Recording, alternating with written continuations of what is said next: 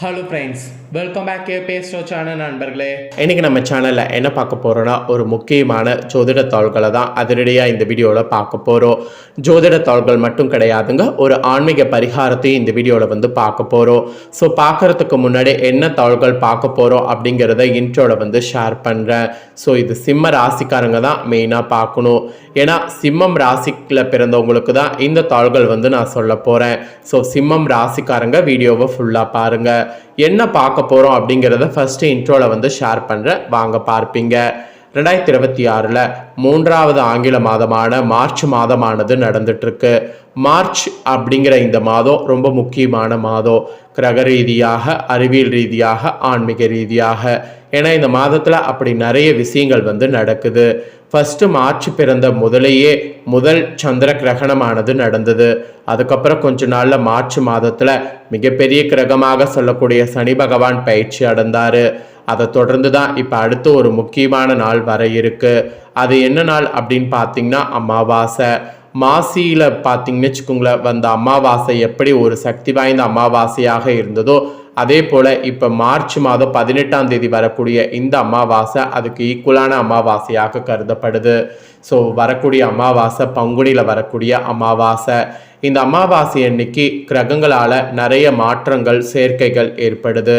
அதனால் ஒவ்வொரு ராசிக்காரங்களுக்கும் இந்த அமாவாசையிலிருந்து நேரமானது நெருங்கிடுச்சு. அந்த நேரம் அதிர்ஷ்ட நேரமாகவும் இருக்கலாம், ஆபத்து நேரமாகவும் இருக்கலாம். அவங்கவுங்க ராசிக்கு நேரம் எப்படி இருக்குது அப்படிங்கிறத தெரிஞ்சு அதற்கேற்ப நடந்துக்கணும். அந்த வகையில் சிம்மம் ராசிக்காரங்களுக்கு என்ன நேரம் அப்படிங்கிறத தான் இந்த வீடியோவில் ஷேர் பண்ண போகிறேன். சிம்மம் ராசியில் பிறந்த நேயர்கள் யாராக இருந்தாலும் இந்த ஒரு வீடியோவை ஃபுல்லாக பாருங்கள். உங்கள் ராசிக்கு இந்த அமாவாசை அதிர்ஷ்டமாக இருக்க போதா இல்லை ஆபத்தாக இருக்க போதா அப்படிங்கிற நேர விளைவுகளை தெரிஞ்சு அதற்கேற்ப நடந்து பயன் பெறுங்க. அதோடு இந்த அமாவாசையில் பார்த்தீங்கன்னு வச்சுக்கோங்களேன், கண்டிப்பாக பரிகாரமாக பார்த்தீங்கன்னு வச்சுக்கோங்களேன் சிலது நீங்கள் கடைபிடிக்கணும். அந்த சிலது என்ன அப்படிங்கிறதையும் உங்களுக்கு சொல்ல போகிறேன். அதையும் இந்த வீடியோவில் தெரிஞ்சுக்குங்க. தெரிஞ்சு அதற்கேற்ப நடந்து பயன் பெறுங்க. சரி வாங்க, இப்போ ஃபஸ்ட்டு பலன்களை உங்கள் ராசிக்கு பார்க்கலாம். அதுக்கப்புறமேட்டு பரிகாரத்தை பார்க்கலாம். ராஜகிரகம் என்று அழைக்கப்படக்கூடிய சூரியனை ராசிநாதனாக கொண்ட சிம்ம ராசிக்காரங்களே, இந்த நாட்கள்ல இருந்து இதுவரை இருந்த கடினமான சூழ்நிலையிலிருந்து நிறைய விடுபடுவீங்க. உயர்ந்த பதவிகள் உங்களை தேடி தானா வரப்போகுது. அதோடு சமுதாயத்தில் உயர்ந்தோருடைய நட்பும் ஆதரவும் கிடைக்கும். கிடைக்கக்கூடிய உயர்ந்தோருடைய நட்பு ஆதரவை வைத்து முன்னேற முயற்சி பண்ணுங்க. அப்புறம் குடும்பத்தில் உற்சாகம் கரை புரள போகுது. புத்திரர்களாலும் பேர பிள்ளைகளாலும் மகிழ்ச்சிகள் உங்கள் ராசிக்கு ஏற்படும். தொழிலை விரிவுபடுத்த பெரிய அளவில் கடன் வாங்குறதா இருந்தால் கண்டிப்பாக வாங்குங்க. அதே நேரம் அனைத்து விவகாரங்களையும் நன்றாக புரிந்து கொண்ட பிறகே ஆவணங்களில் கையொப்பமிடுங்க. மன அழுத்தம் குறைந்து தெளிவாக சிந்திக்கக்கூடிய காலம் எதுவும் என்பதால் உங்களுடைய உள்ளம் தெளிவான வழிகளில் இட்டு செல்வதற்கு வாய்ப்பு அதிகம். ஸோ அதனால் நீங்கள் பெருசாக எதுக்கும் கவலைப்பட வேண்டாம், கலங்க வேண்டாம். அதுக்கப்புறமா தொழில் செய்பவர்கள் நல்ல பொருளாதார வளத்தை காண்பீங்க. கொடுக்கல் வாங்கல்ல இருந்த சிரமங்கள்லாம் மறையும். கூட்டாளிகளுடன் ஒற்றுமையானது உண்டாகும். வங்கி கடன்கள் சிக்கலின்றி உங்களுக்கு கிடைக்கும். உங்களுடைய முயற்சியில் சுறுசுறுப்பு உண்டாகும். அந்த சுறுசுறுப்பு இருக்கிறது தான் உங்களுக்கு பெரிய வெற்றி. அதனால் சுறுசுறுப்பாக இருங்க. அதுக்கப்புறமா உத்தியோகத்தில் இருப்பவங்களுக்கு இந்த டைம் வேலை பளு அதிகரிக்க தொடங்கும். ஆனால் உழைப்புக்கேற்ற ஊதியத்தை பெறுவதில் தடை ஏற்படாது. சக ஊழியர்கள் உங்களிடம் பொறாமை கொள்ளலாம். ஸோ எடுத்த காரியங்களில் சில சந்தர்ப்பங்களில் காலதாமதம் ஏற்படலாம். அதனால் பொறுமையை இழக்காதீங்க, பொறாமை கொள்ளாதீங்க. இது ஒரு மந்திரமாக நீங்கள் நினைத்துக்கோங்க. அப்புறம் அரசியல்வாதிகள் உங்களுக்கு பதவிகளுக்கு நெருங்கிய நண்பர்கள் மூலமாகவே சில இடையூறுகள் ஏற்படலாம். அதனால் எவரிடமும் மனம் திறந்து பேச வேண்டாம். மற்றபடி தொண்டர்கள் உங்கள் பேச்சை கேட்டு நடப்பதால் உற்சாகம் அடைவாங்க.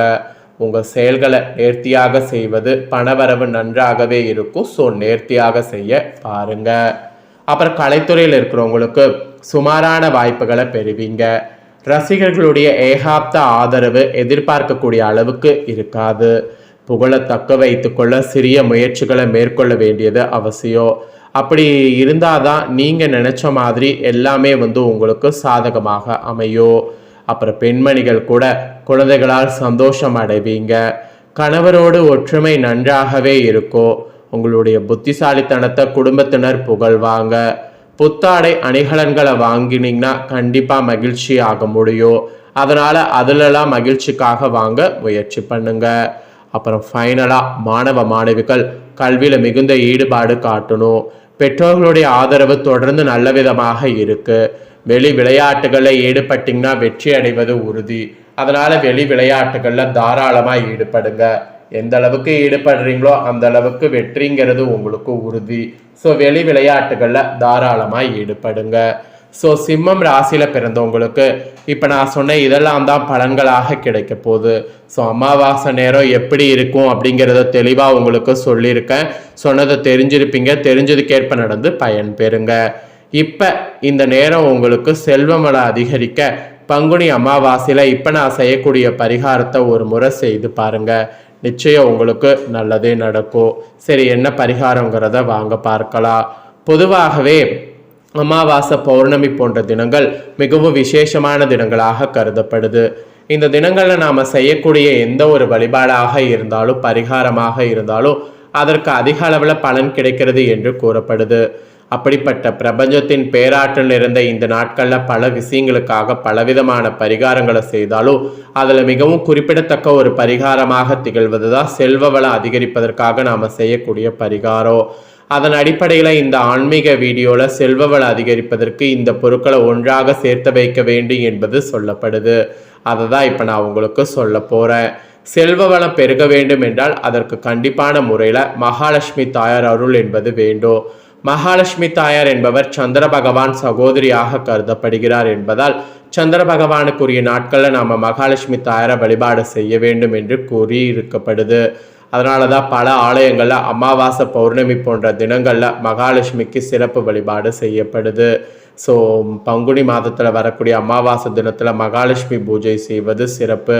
அதுவும் வட மாநிலத்தை சேர்ந்தவர்கள் ஒவ்வொரு அமாவாசையிலுமே மகாலட்சுமி வழிபாடு செய்கிறார்கள். அதனால தான் அவர்கள் இன்றளவு செல்வ செழிப்போடு வாழ்கிறார்கள் என்று கூட சொல்லலாம்.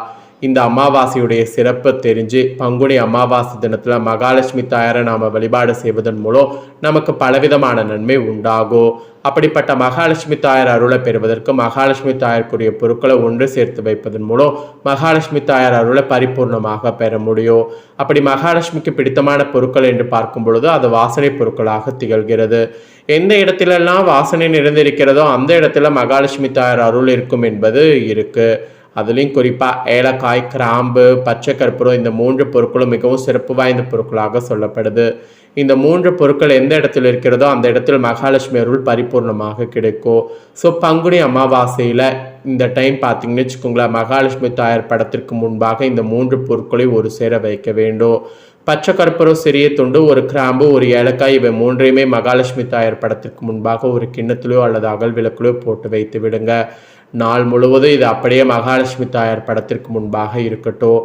மறுநாள் அதை எடுத்து பணம் வைக்கக்கூடிய இடத்துல வைத்து விட வேண்டும் அல்லது பர்ஸில் கூட போட்டு வைத்து கொள்ளலாம். இது அப்படியே எடுத்து வைக்க வேண்டும், மூட்டையாக கட்ட வேண்டிய அவசியம் இல்லை. பச்சை கற்பூரம் காற்றுல கறந்து விடும், ஆனால் ஏலக்காயும் கிராம்பும் அப்படியே இருக்கும். ஸோ இதை அப்படியே வைத்துக்கிறது தான் அதிர்ஷ்டமே.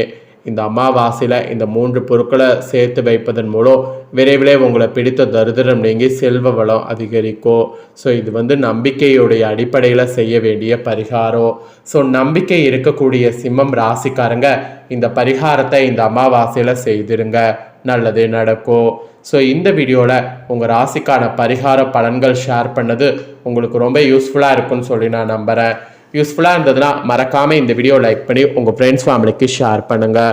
ஏன்னா உங்கள் ஃப்ரெண்ட்ஸ் ஃபேமிலியில் இருக்கிறவங்களும் உங்களை போல் சிம்மம் ராசிக்காரங்க இருப்பாங்க. அவங்களும் இந்த முக்கியமான தகவல்களை தெரிஞ்சு இதற்கேற்ப நடந்து பலன் பெறுவாங்க. ஸோ வீடியோ லைக் பண்ணி ஷேர் பண்ணுங்கள். உங்கள் ஃப்ரெண்ட்ஸ் ஃபேமிலியில் இருக்கிறவங்களும் பார்த்து பலன் பெறட்டும். இதே போல் புதிய அப்டேட்டான நிறைய வீடியோ நம்ம சேனலில் போடப்படும். அதையெல்லாமே உடனுக்குடனே தெரிந்து கொள்ள மறக்காமல் நம்ம சேனலை சப்ஸ்கிரைப் பண்ணுங்கள். கூட பெல் பண்ண ப்ரெஸ் பண்ணுங்கள்.